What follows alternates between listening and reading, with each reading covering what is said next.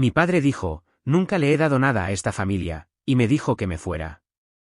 Así que lo hice. Un mes después, su mundo se derrumbó sin mí, y no moví un dedo para salvarlos. Me llamo Eric.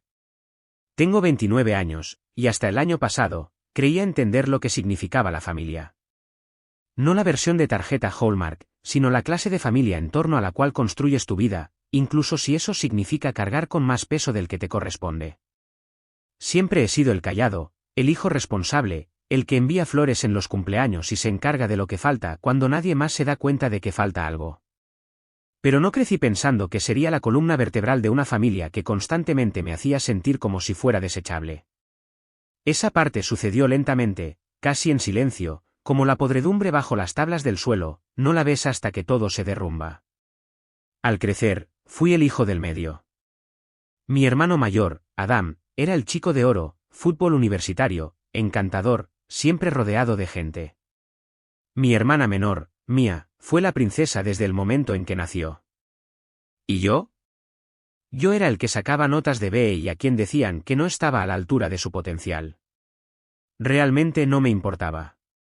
Mantuve la cabeza baja, conseguí una beca, me mudé y finalmente comencé mi propia pequeña empresa de IT que, por algún milagro, despegó después de 3 agotadores años de ramen, jornadas de 16 horas y siendo ignorado por todos los inversores a los que les presenté mi proyecto. Lo curioso es que, cuando estaba luchando, ellos guardaron silencio. Pero cuando llegó el dinero, fue entonces cuando volví a ser familia. Comenzó poco a poco. Mi padre me preguntó si podía ayudar a cubrir el resto de los pagos del coche de Adam, solo hasta que lo asciendan. Luego vino la matrícula universitaria privada de Mia, solo porque la ayuda financiera no cubría lo suficiente.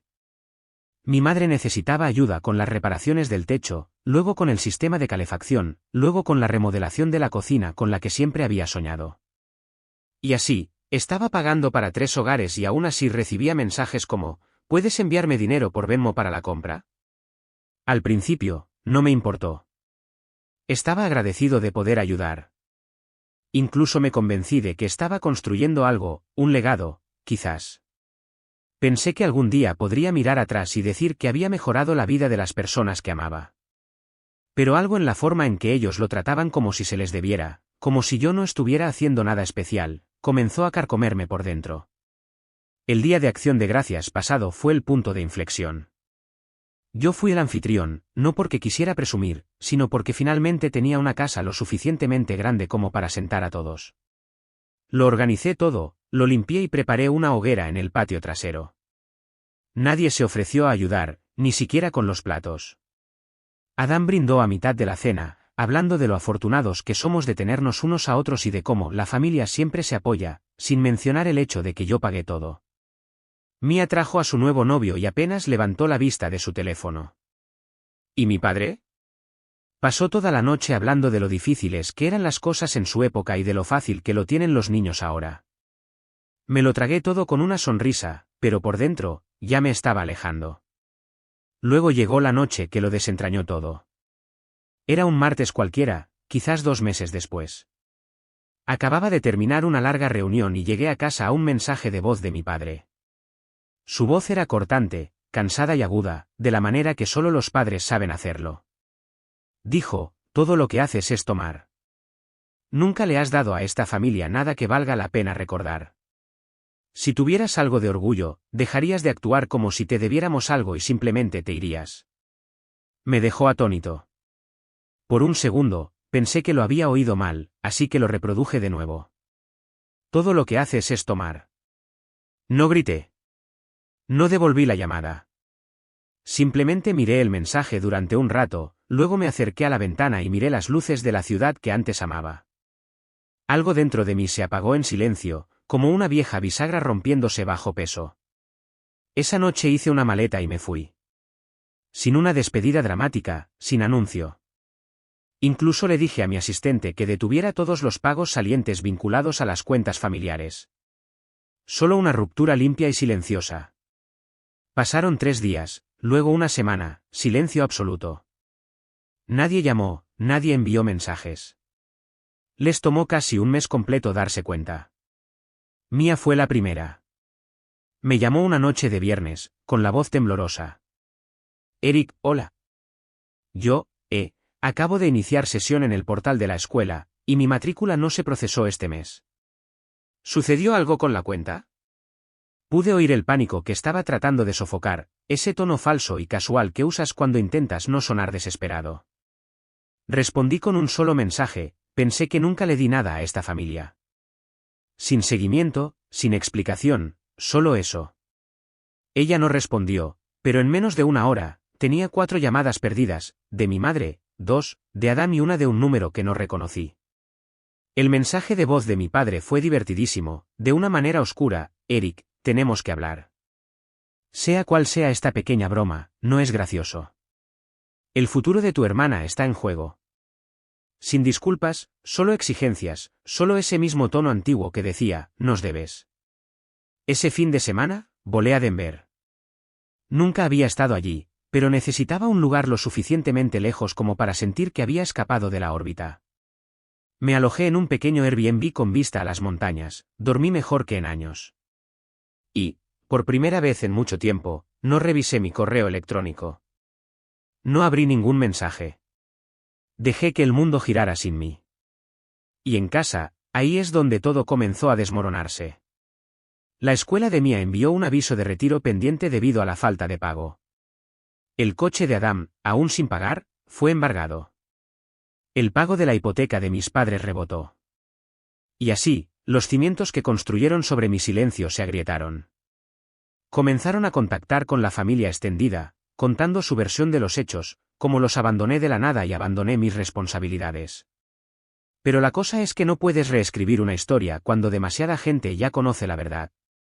Y algunos de mis primos lo sabían. Habían visto el patrón durante años. Recibí un mensaje de una de ellas, Emma, la sobrina de mi madre. Ella dijo: siempre he admirado tu paciencia, pero me alegra que finalmente hayas dejado de ser su red de seguridad. Ese mensaje me impactó más de lo que esperaba porque la verdad es que no quería venganza, quería paz. Pero una vez que quitas lo que solía controlarte, una vez que se dan cuenta de que te necesitan más de lo que tú los necesitabas a ellos, es entonces cuando comienza el verdadero desmoronamiento. Pasé una semana en Denver, principalmente sin hacer nada. Iba a una pequeña cafetería cerca del Airbnb todas las mañanas, escribía en mi diario un rato, luego paseaba por el centro solo para recordarme a mí mismo cómo se sentía el silencio ininterrumpido, sin teléfono zumbando, sin obligaciones, sin nadie preguntando: ¿puedes hacerme solo un favor más? Fue extraño al principio, lo ajeno que se sentía esa calma, como si tuviera que desaprender el hábito de prepararme para la decepción de alguien más. En la segunda semana, había alquilado un coche y había conducido hasta Boulder. Hice senderismo solo, algo que siempre había querido hacer pero nunca había podido hacer porque cada vez que planeaba un viaje, alguien de la familia necesitaba un rescate, un aire acondicionado roto, una tarjeta de crédito vencida. Una vez, Mia me llamó desde un resort en Cancún diciendo que había perdido su billetera y que necesitaba que le transfiriera dinero en efectivo de emergencia. Ese recuerdo me vino a la mente mientras estaba al borde de un sendero en un acantilado, con el viento cortándome la chaqueta, todo el valle extendido debajo de mí. Reí a carcajadas, de verdad reí. El eco resonó en las rocas. Pasaron 3 semanas completas antes de que mi madre rompiera el silencio con algo más que mensajes de voz pasivo-agresivos. Me envió un correo electrónico: el asunto, necesitamos que vuelvas a casa. Sin saludo, solo un largo bloque de texto que comenzaba con: no sé qué te ha pasado, y seguía con: tu padre está furioso, luego, hemos hecho tanto por ti, y terminaba con: la familia no abandona a la familia. Lo miré durante mucho tiempo. La familia no abandona a la familia. Excepto que sí lo hicieron. Cada vez que me hicieron sentir como una tarjeta de débito con latidos. Cada cumpleaños que olvidaron. Cada vez que me quitaron dinero sin dar las gracias. Cada festivo en el que me senté en segundo plano mientras Adán daba sus discursos y Mia recibía regalos. No lo llamaron abandono, lo llamaron tradición.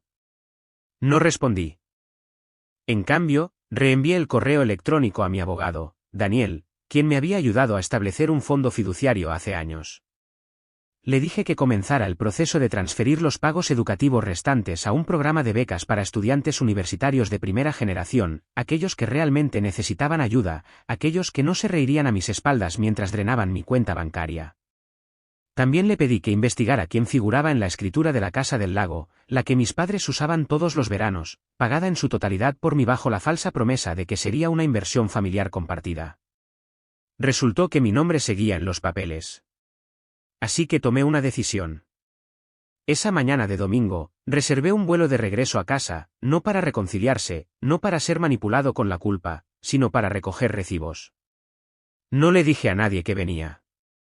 Aterricé alrededor del mediodía, recogí un coche de alquiler y conduje directamente a la casa, la misma casa que ayudé a renovar cuando papá amenazó con venderla a menos que alguien pagara para reparar el daño del agua.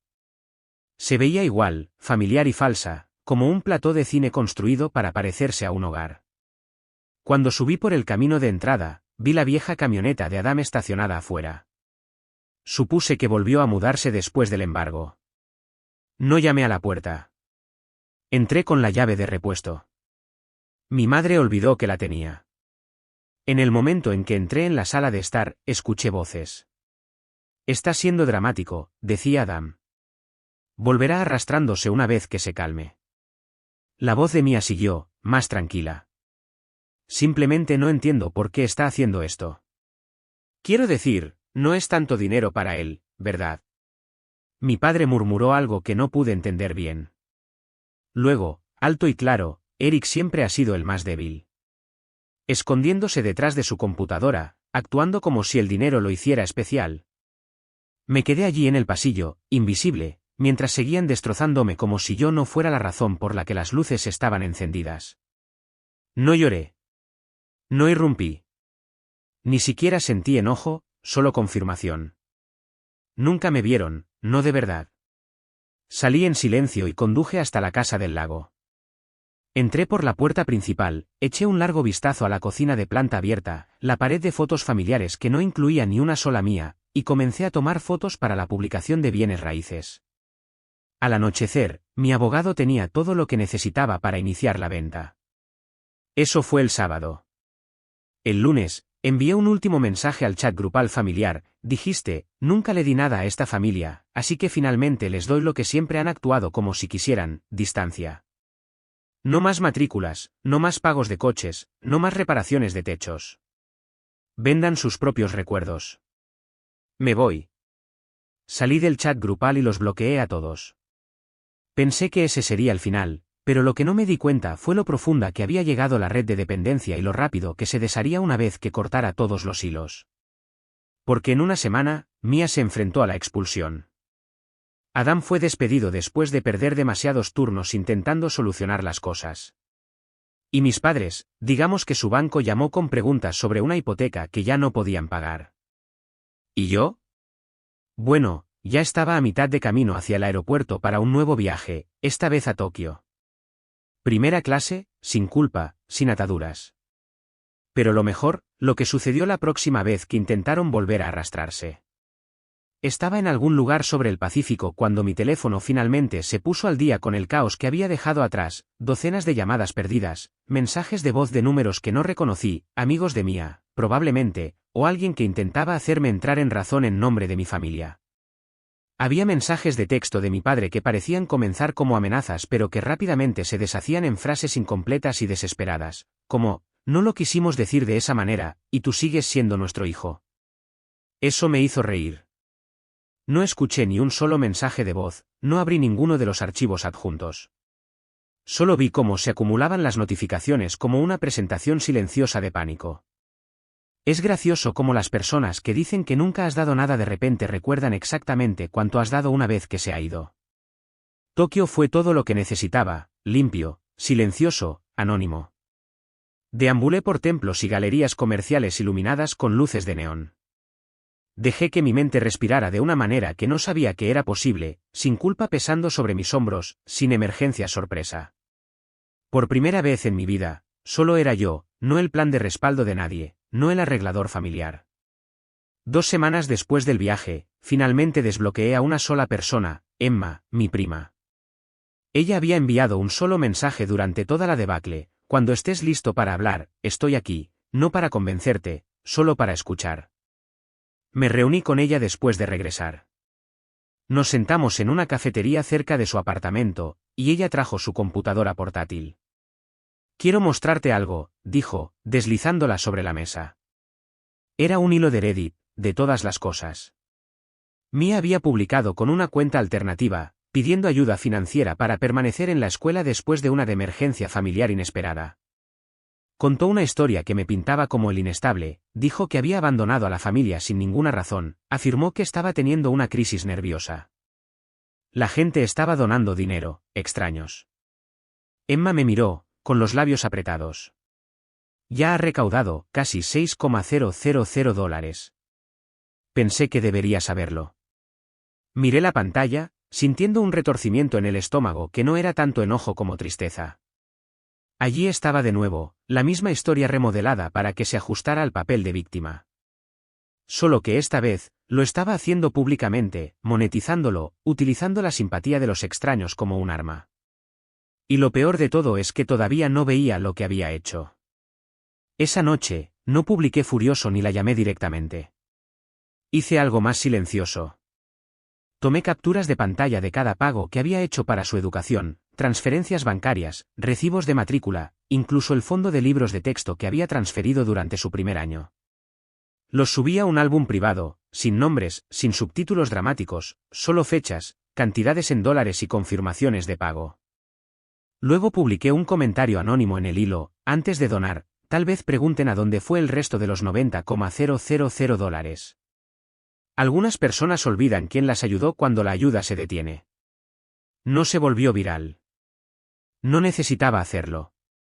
Pero en 24 horas, los moderadores eliminaron su publicación por actividad sospechosa, y los comentarios cambiaron. Esa fue la primera consecuencia real que cualquiera de ellos enfrentó. La segunda llegó una semana después cuando recibí una carta certificada en mi oficina. Era de mi padre, no escrita a mano, mecanografiada, como algún tipo de notificación legal. Comenzaba con: formalmente solicitamos una reunión para discutir la ruptura de nuestra dinámica familiar. Casi me ahogo de la risa, como si estuvieran intentando celebrar una reunión de directorio para arreglar lo que rompieron. Pero enterrado en los tecnicismos estaba la verdadera razón por la que se comunicaron: querían una parte de las ganancias de la venta de la casa del lago. Aparentemente, creían que tenían patrimonio emocional en la propiedad. Le pasé la carta a Daniel sin decir una palabra. Él la leyó, sonrió y dijo: ¿quieres que les envíe un recordatorio de que el patrimonio emocional no se mantiene en la corte? Asentí. Y luego hicimos algo mejor. Les enviamos una copia del acuerdo original, uno que papá había firmado hace años cuando por primera vez me ofrecía pagar la casa del lago. Decía claramente, en sus propias palabras: reconozco que esta casa es comprada y sigue siendo propiedad de Eric, apellido. Renuncio a todas las reclamaciones futuras. Lo había olvidado, o esperaba que yo lo hubiera hecho. Esa carta los cayó muy rápido. Pero el silencio no duró. Ni una vez que se supo que también iba a vender la casa principal. Verás, mientras estaba en Tokio, Daniel y yo habíamos estado trabajando en un proyecto paralelo silencioso. Resultó que, hace años, les había prestado a mis padres una gran suma bajo un acuerdo verbal cuando no podían mantener la hipoteca. Nunca me habían pagado. Daniel rastreó todos los depósitos, compiló todas las transferencias bancarias y presentamos un gravamen sobre la casa. Ahora me debían más de $80,000, lo que significaba que podía forzar legalmente una venta. Emma me llamó esa noche. Eric, están entrando en pánico. Tu madre llamó a la mía llorando. Tu padre amenaza con ir a las redes sociales. Suspiré. Déjalo. Tengo recibos. Veamos quién gana esa guerra de relaciones públicas. Pero lo que no le dije fue que ya no estaba haciendo esto por venganza. Lo estaba haciendo por cierre. Porque lo que ninguno de ellos se dio cuenta fue que les había dado todo: mi tiempo, mis ahorros, mi lealtad, y lo confundieron todo con debilidad. Pensaron que era un grifo que podían girar cada vez que tenían sed. Y ahora estaban aprendiendo lo que realmente es la sed. Y sin embargo, el momento más satisfactorio aún no había llegado. Porque el día que la casa salió a subasta, Entré por la puerta principal una última vez. Me estacioné al otro lado de la calle la mañana de la subasta. El aire tenía ese frío agudo y rancio que siempre flotaba en nuestro vecindario a principios del otoño. Me senté en el coche un minuto, solo mirando. Era surrealista ver la casa donde crecí, este lugar que había absorbido tanta historia, alegría, amargura, ahora con un pequeño cartel blanco clavado en el césped delantero: aviso, subasta de ejecución hipotecaria hoy. Prohibido el paso. Salí, con las manos en los bolsillos, caminando lentamente hacia la casa. La puerta ya estaba abierta. Daniel estaba dentro, hablando con la representante de la subasta, una mujer de mediana edad con un portapapeles y una mirada seria. Él asintió cuando me vio. No tienes que estar aquí para esto, dijo suavemente. Quiero estarlo, respondí. ¿Y si lo quería? No por venganza, no por el espectáculo, sino porque este momento merecía un testigo, alguien que lo viera, lo sintiera y se asegurara de que no pasara desapercibido como todo lo demás que había tragado durante años. Recorrí la sala de estar lentamente, como si intentara absorberlo todo una última vez: la abolladura en la madera dura de cuando Adam lanzó una pelota de béisbol adentro, la mancha descolorida en la alfombra donde Mia derramó esmalte de uñas y me echó la culpa, la pared donde mis padres solían colocar boletines de calificaciones y dibujos hasta que dejaron de agregar los míos en silencio. Era extraño lo poco de mí mismo que veía aquí, como si hubiera sido un fantasma en mi propia historia familiar. Luego entré en la cocina. Eso me afectó más. Recuerdo las noches hasta tarde ayudando a mamá a preparar las cenas navideñas, lavando los platos mientras ella fingía no escuchar a papá gritando en la otra habitación, riendo con Emma por los pasteles quemados y los pavos poco cocidos. Y ahora solo era una cocina, una caja de paredes y esfuerzos olvidados. Todavía había una foto en el mostrador, una de toda la familia tomada hace 2 navidades, a mi costa. Recuerdo haber pagado el depósito del fotógrafo, los atuendos a juego que insistieron en usar, y cómo me recortaron cuando la publicaron en línea. Levanté la foto, la miré durante un largo rato, luego la volteé boca abajo. Al mediodía, habían comenzado a llegar algunos coches, un par de postores serios, algunos vecinos curiosos y luego, finalmente, mi familia. Llegaron en el viejo Chevy de papá, todos apiñados como en un retorcido viaje familiar. Mia bajó primero, su rostro manchado, ojos enrojecidos detrás de gafas de sol grandes.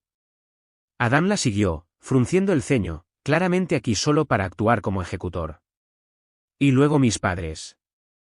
Mamá parecía desgastada, 10 años mayor que la última vez que la había visto. Papá, bueno, todavía caminaba como si creyera que era dueño del suelo. Me vio al instante. Eric, llamó, con voz baja e irritada. Necesitamos hablar ahora. No me moví. Se acercó, Adam un paso detrás de él como una sombra. ¿De verdad estás haciendo esto?, dijo papá. ¿Vas a humillar a tu propia familia por qué? ¿Alguna ofensa percibida? Lo miré a los ojos por primera vez en años. No es una ofensa, dije con calma. Es un patrón, y termina hoy. Tú, pequeño ingrato, comenzó, pero levanté una mano. No. Simplemente no. Mia se unió a ellos ahora, su voz se quebró. Voy a perder mi beca por esto. Ya tuve que dejar 2 clases. ¿Por qué nos haces esto? Me volví hacia ella. Pagué tus primeros 3 años, cada factura de matrícula, cada libro de texto. Nunca diste las gracias. Ni una sola vez. En cambio, dejaste que te convencieran de que yo era el problema. No lo hice, comenzó. Publicaste en línea que yo era inestable, dije, sacando mi teléfono. Le mentiste a extraños por dinero, y ahora quieres simpatía. Su rostro se arruinó. Mamá finalmente habló, con voz pequeña. Eric, las familias no se hacen esto unas a otras. No, dije. Las familias no toman así. Tomaste todo, mi tiempo, mi dinero, mi confianza, y cuando dejé de dar, me llamaste egoísta. La voz del subastador resonó entonces, aguda y profesional. Comenzaremos la subasta en 5 minutos. Papá miró a su alrededor, de repente menos seguro de sí mismo. No puedes hacer esto. Ni siquiera tendrías esta casa si no fuera por nosotros. Tienes razón, dije. Así que la recupero. Se quedaron allí, arraigados a la entrada, indefensos por primera vez en años, y me alejé. La casa se vendió en una hora a una pareja de jubilados de fuera de la ciudad que buscaban un lugar cerca de sus nietos. Pagaron en su totalidad. Firmé los papeles, le entregué las llaves a Daniel y nunca miré atrás. 3 semanas después, llegó el camión de mudanzas. Mis padres intentaron luchar contra eso, reclamaron que tenían derechos, pero la orden judicial fue clara, tenían 30 días a partir de la fecha de la venta. Sin excepciones. Ni siquiera empacaron todo, solo agarraron lo que pudieron y dejaron el resto en pilas, años de desorden, cajas de trofeos viejos, electrodomésticos rotos, recuerdos olvidados. Uno de los mudanceros encontró un diario mío escondido en una caja etiquetada como basura. Era de la escuela secundaria. Lo hojeé. Cada página estaba llena de objetivos: ir a la universidad, comenzar un negocio, comprar una casa, cuidar de mi familia. Es gracioso como ninguno de esos sueños terminó como pensé que lo harían. Doné los muebles, tiré el resto. Emma me ayudó a cerrar el patrimonio. Ella fue la única que se mantuvo neutral en todo esto, y la única en la que confiaba. Cuando terminó, me abrazó durante mucho tiempo. Hiciste lo correcto, susurró, aunque todavía no lo parezca. Y tenía razón. No se sintió bien, no en el sentido tradicional. No hubo una victoria trascendental, ninguna confrontación final con aplausos lentos, solo silencio, un silencio agudo y resonante que lentamente dio paso a la paz. Me mudé poco después, compré un loft en una ciudad diferente, más pequeño, más simple, pero mío. Sin facturas secretas, sin culpa. Las llamadas eventualmente cesaron. Los correos electrónicos se agotaron, y con el tiempo, incluso la amargura se desvaneció. No los odiaba, simplemente me desconecté, como cortar finalmente el último hilo de una cuerda deshilachada que me había estado arrastrando bajo el agua durante años. Una noche, me senté en mi balcón, tomando té, viendo las luces parpadear en el edificio del otro lado de la calle. Pensé en ese último día de Acción de Gracias, en el brindis que hizo Adam, en la forma en que todos sonrieron como si estuvieran en un comercial, completamente inconscientes de que el pegamento que los mantenía unidos se estaba agrietando. Y me di cuenta de algo: nunca fueron realmente una familia.